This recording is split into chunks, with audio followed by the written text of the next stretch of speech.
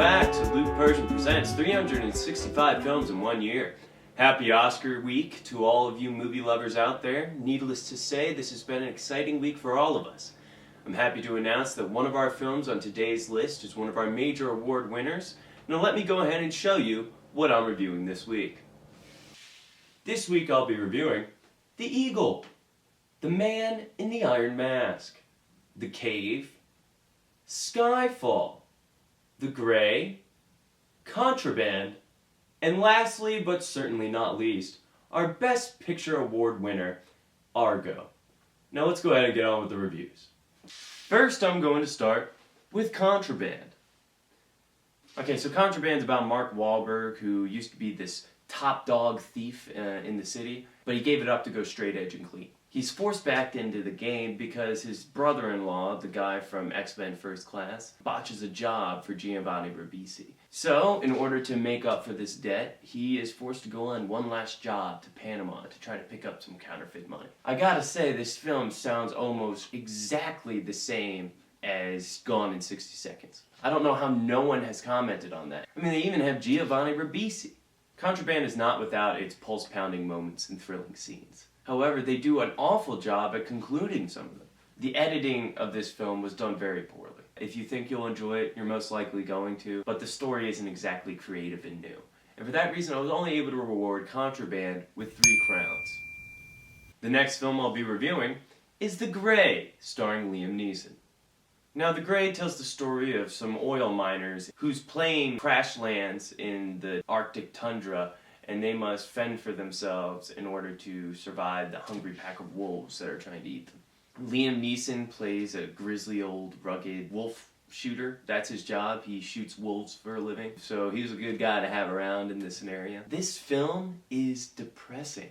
I mean, you go through it and through it and through it just thinking, okay, we've been through all this horrible shit. It's gotta get better, right? Keeps going and going and you get to the end and you think, I'm still pretty freaking sad right now. Just like the environment itself, this film is just this barren sadness.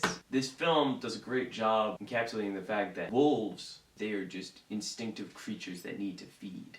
All in all, I did enjoy The Grey for what it attempted to do, and it did succeed. I just was expecting a much different film going into it. For that reason, I was only able to reward The Grey with 3 crowns. Moving on, our next film is The Eagle.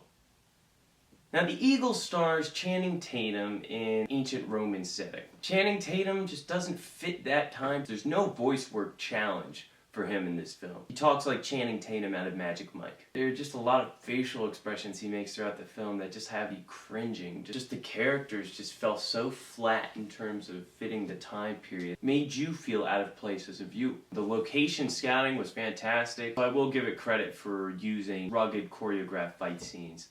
There's just no development of their characters from the beginning of the film to the end of the film. They're just static and flat. I was only able to reward The Eagle with 2 crowns. The next film I'll be reviewing is a 1998 Leonardo DiCaprio classic, The Man in the Iron Mask. This is a period piece set in France about the tyranny of King Louis XIV. The Man in the Iron Mask is in fact King Louis's twin brother, also played by Leonardo DiCaprio. I believe this is DiCaprio's next film after the Titanic. I was happy with his performance. Here is where the attention to detail fell flat. Leonardo DiCaprio looks exactly the same as the King of France as he does prisoner in an iron mask who's been locked in a prison for like roughly a decade. Shouldn't he have been all gaunt and skinny and kind of decrepit? It really wasn't that big of a transformation. I enjoyed the classic fight scenes and the escape sequences, which is really where the action of this film lies. I'm a sucker for period pieces. I was only able to reward The Man in the Iron Mask with 3.5 crowns. The next film I'll be reviewing is one of our first Academy Award nominees, Skyfall. Now, I'll be the first to admit that I haven't really been a fan of the Daniel Craig James Bond films. That being said, I think this is potentially his best one to date. This film is the Academy Award winner for Best Original Song by Adele, which really does fit the mode of this picture. Won the category hands down. Now, Skyfall tells the story of James Bond as an aging veteran who's trying to become an old dog with new tricks. Daniel Craig is really a master of this character at this point. With this film, Skyfall, Daniel Craig has launched himself up there with the Pierce Brosnans and the Sean Connerys. That's a huge accomplishment. Introduced Ralph Fiennes to hint at the fact that there are going to be more films, even after the demise of our lovely Judi Dench. The action sequences of this film are stellar. They really are. And due to Javier Bardem's stellar performance, Daniel Craig continuing to build up the James Bond name, I'm excited to see where they take this franchise. For that reason, I was happily able to reward Skyfall with 4.5 crowns. The next film I'll be reviewing is the 2005 feature, The Cave. Now, you know those films like when Dante's Peak came out, there was also Volcano. Armageddon came out, there was also Deep Impact. This film is that for The Descent.